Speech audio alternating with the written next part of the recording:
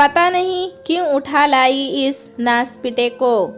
अब तो हमारी सुबह इसकी मनहूस सूरत देखकर ही होती है। ममता की सुबह अपनी सास के इन्हीं शब्दों से होती थी। जिस दिन से ममता रघु को अपने घर लेकर आई थी, उसी दिन से उसकी सास की आंखों में वो लड़का खटकता था। ममता घर संभालने के साथ साथ अपना छोटा सा कैटरिंग का काम भी संभालती थी। उसके घर में पति, सास और एक बेटी के अलावा एक ऊपर का काम संभालने के लिए एक नौकरानी भी थी।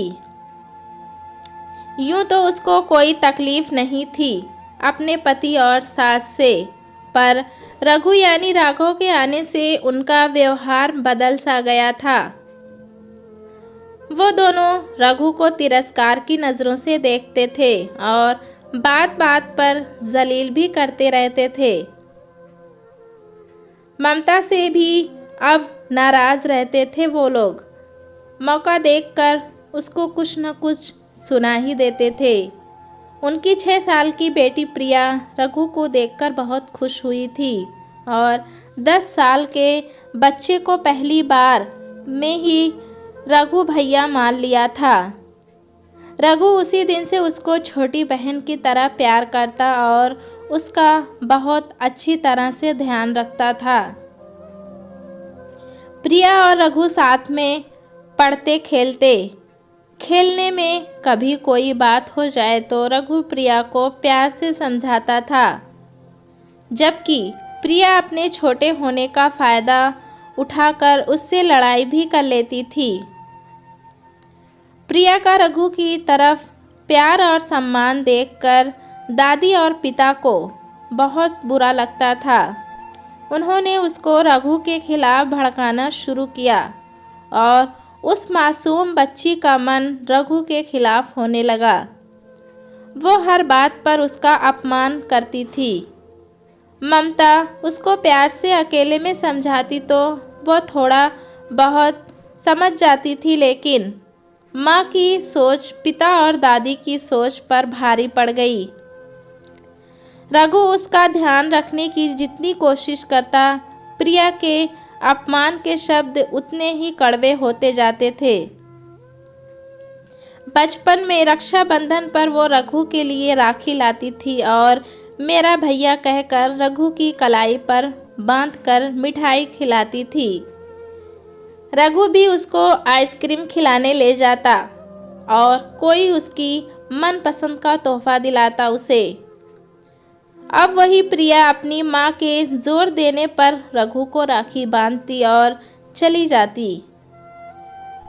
रघु, जिसका असली नाम राघव था, ममता की बचपन की सहेली किरण का बेटा था। किरण के पति फौज में थे और दुश्मनों के हाथों देश के लिए शहीद हो गए थे। किरण ने अकेले राघव को बड़ा किया था। रघु बेचारे की किस्मत में माँ बाप दोनों का प्यार शायद नहीं था। एक दिन किरण बाजार से सब्जी ला रही थी तो एक कार ने उसे टक्कर मार दी। अस्पताल में किरण ने ममता को फ़ोन करके बुलाया और उससे वादा लिया कि वो उसके बेटे का ध्यान रखेगी। ममता के हाथ में अपने 10 साल के राघव को छोड़कर किरण ने अपनी अंतिम सांस ली।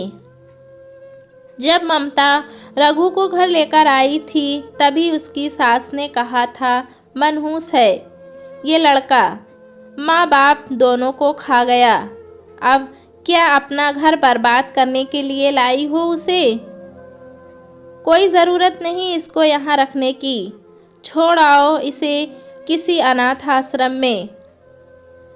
ममता के पति भी नाराज़ हुए थे बहुत उस पर। उसने उन लोगों से कुछ नहीं कहा और रघु को अपने बेटे की तरह पालने लगी। इन्हीं सब कड़वी बातों के साथ समय तेज़ी से आगे बढ़ा और अब रघु 23 साल का एयरफोर्स पायलट बन गया था। ममता को वो माँ नहीं भगवान मानता था, जिसने बहुत मजबूती के साथ उसका पालन पोषण किया था। 19 साल की प्रिया भी एक खूबसूरत लड़की थी। अब दादी और पिता के ज़रूरत से ज़्यादा लाड प्यार ने उसको ज़िद्दी और रूखे स्वभाव का बना दिया था।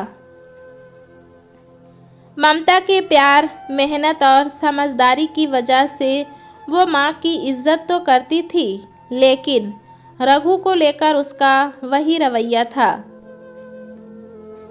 एक दिन प्रिया ने घर में बताया कि उसको किसी सहेली के घर जाना है और वो रात भर वहीं रुकेगी। दादी और पिता को तो कोई मतलब नहीं था।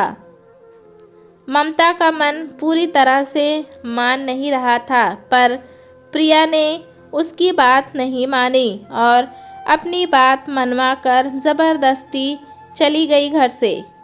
रघु घर में ही था और सब सुन रहा था।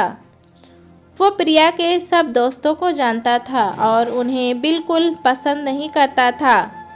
वो सब बिगड़े हुए बच्चे थे। शाम को प्रिया जब घर से निकली तो रघु ने उसका पीछा किया। उसने प्रिया को एक घर में जाते हुए देखा। वो खिड़की से झांकता है तो देखता है कि गिनती के कुछ लड़के और लड़कियां ही हैं और कोई नहीं है। उसको कुछ ठीक नहीं लग रहा था। वो वहाँ छुपकर बैठ गया। प्रिया दोस्तों के साथ नाच रही थी कि तभी रघु ने देखा कि एक लड़का उसकी ड्रिंक में कोई दवाई मिला रहा है। रघु उन सब का वीडियो बना रहा था। उसने देखा कि प्रिया को थोड़ी देर बाद चक्कर आने लगे।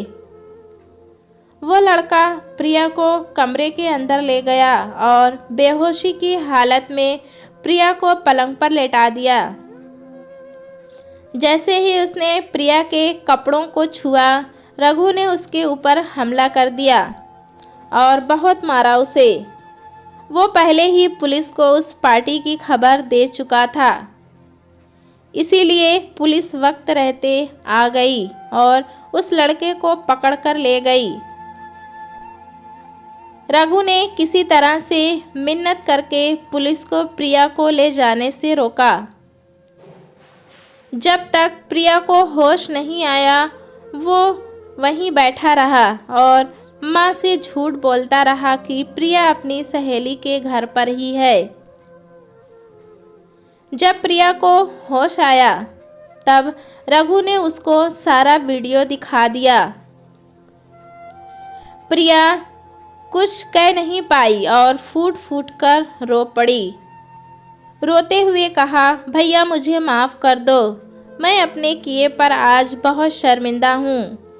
जो उसके साथ दोस्तों ने किया उसका प्रिया को बहुत बुरा लगा था, पर उससे ज़्यादा वो शर्मिंदा थी। बचपन से अब तक जिस रघु का उसने दादी और पिता के कहने पर हर घड़ी अपमान किया था, उसी रघु ने आज सही मायने में भाई का फर्ज निभाया था। रघु ने उसको समझाया कि आज जो कुछ हुआ उसे भूल जाओ। घर में किसी से कुछ कहने की कोई ज़रूरत नहीं है। आज से अच्छे दोस्त बनाओ और अच्छी ज़िंदगी जियो। ममता ने घंटी बजने पर दरवाज़ा खोला तो प्रिया और रघु दोनों साथ ही थे।